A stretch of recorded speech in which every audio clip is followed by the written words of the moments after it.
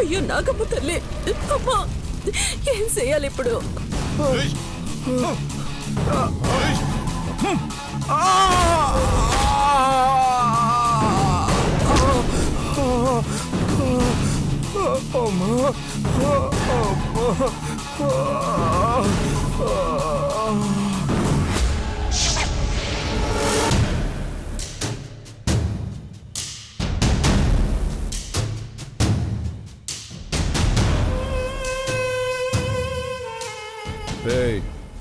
అయ్యగారు పరమేశాన్ని ఊళ్ళోకి రాకుండా చేయమన్నారు. వచ్చిన పని అయిపోయింది, పదరా.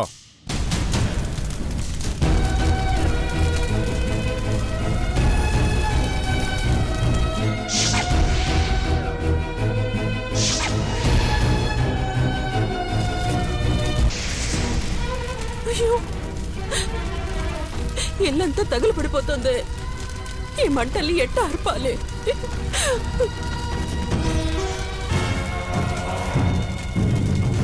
ఆ మంటల్లో పడి మహాదేవి చచ్చుంటుంది. నిధిని తెచ్చుకుందాం, పదండి. ఆగన్నా, ఆ నిధికి నాగశక్తి రక్షణ ఉంటుంది.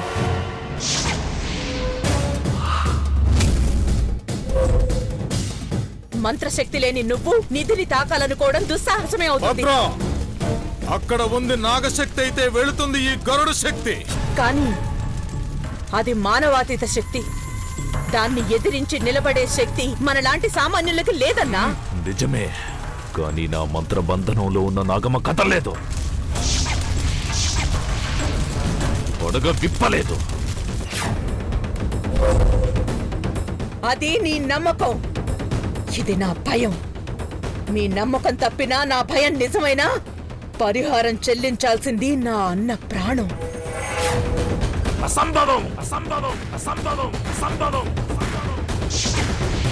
ఈ పశుపతి శక్తిని శంకిస్తున్నావా? ఆ నాగమ్మ ప్రస్తుతం అచేతనంగా పడి ఉంది. తనకి తానుగానే కాదు, ఎవ్వరూ దాన్ని కదిలించలేరు.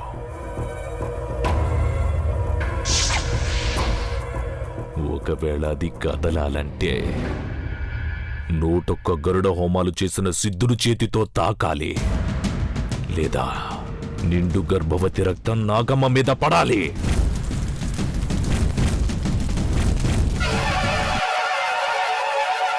అప్పటి వరకు నాగమ్మ క్షణక్షణం పాతాళంలోకి కూరుకుపోతూ ఉంటుంది.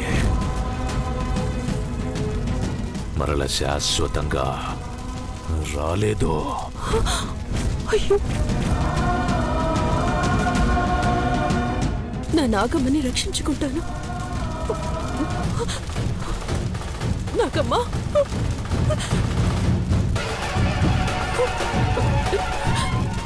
నాగమ్మ, అయ్యో అయ్యో.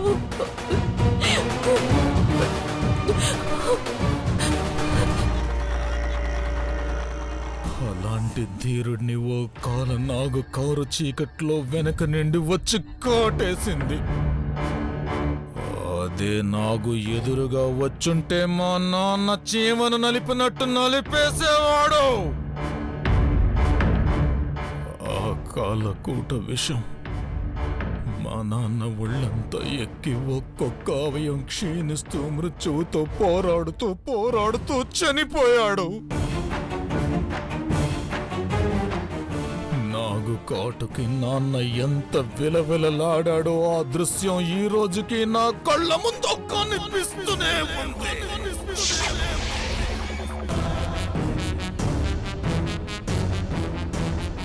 నా వంశస్థుల్ని నా కళ్ళెదురుగా నాశనం చేసిన ఆ సర్పజాతిని సమూలంగా నాశనం చెయ్యాలని ఆ రోజే కంకణం కట్టుకున్నాను. నా తరం మొత్తం కాలనాగు కాటుకు బలవుతూ ఎందుకొచ్చిందో తెలుసా? దానికి కారణమేంటో తెలుసా? నాగనిధి. నాగరక్షలో ఉన్న ఆ నాగనిధిని సాధించే ప్రయత్నంలోనే వీళ్ళంతా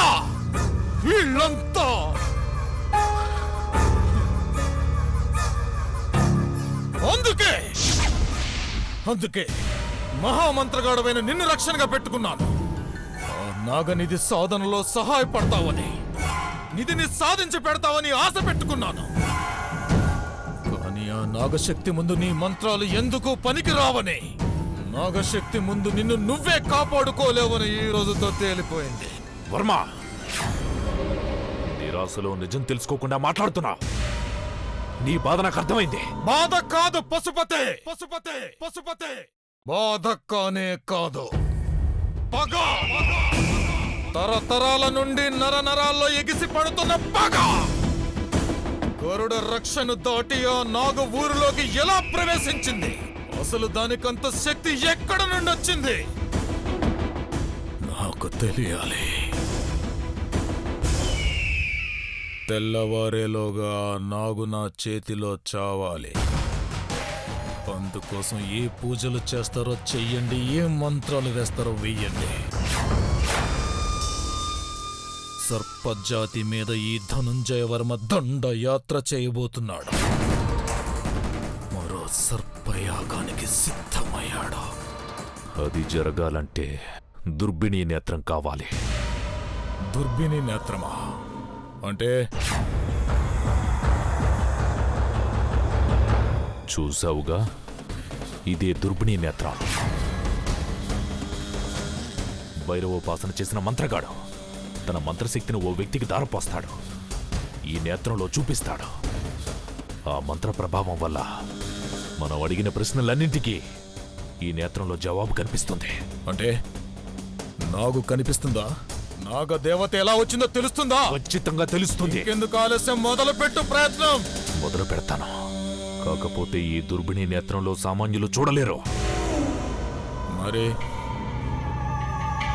ఎదురు కాళ్లతో పుట్టిన వాళ్ళు, ఒక్క చేతికి 6 వేళ్లు కలిగిన వాళ్ళు మాత్రమే చూడగలరు. అలాంటి వాడెక్కడున్నా పిలిపించు.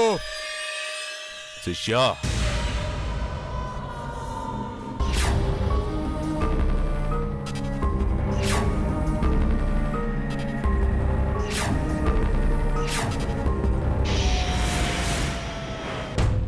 నాగమ్మా, నీకు అంతం మొదలైంది. ఆ ధనంజయవర్మ వంశనాశనం కోసమే జన్మించింది. పున్నాగ రూపంలో అతని మృత్యువు ఈ భూమి మీదకొచ్చింది. దాన్ని ఆపే శక్తి, దాని నుండి వర్మ వారసుణ్ణి కాపాడే శక్తి ఈ భూమి మీద లేదు. ఆశ్చర్యంగా ఉందే. వర్మ వంశం ఈ బిడ్డ చేత నాశనం కాబోతుందా? అదెలా సాధ్యం?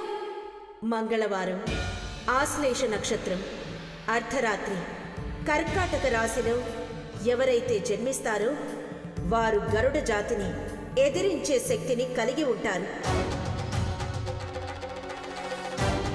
వారి వలనే నాగనిధి రక్షింపబడుతుంది.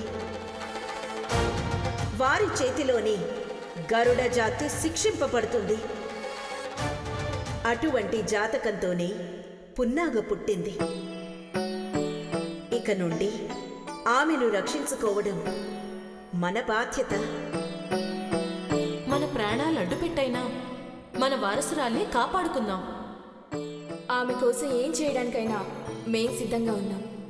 మహాదేవి నా కోసం తన జీవితాన్ని త్యాగం చేసింది. అందుకే ఆమె బిడ్డ కోసం నా జీవితాన్ని అంకితం చేస్తున్నాను. ఈ క్షణం నుంచి పున్నాగ నా బిడ్డ. గరుడ జాతిని, ఆమె నీడను కూడా తాకనివ్వను.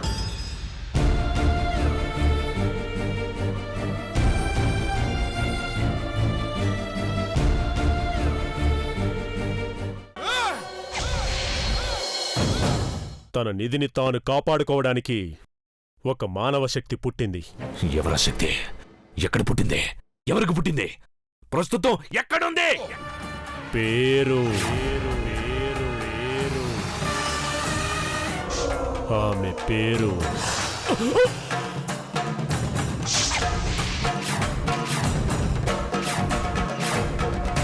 ఛ!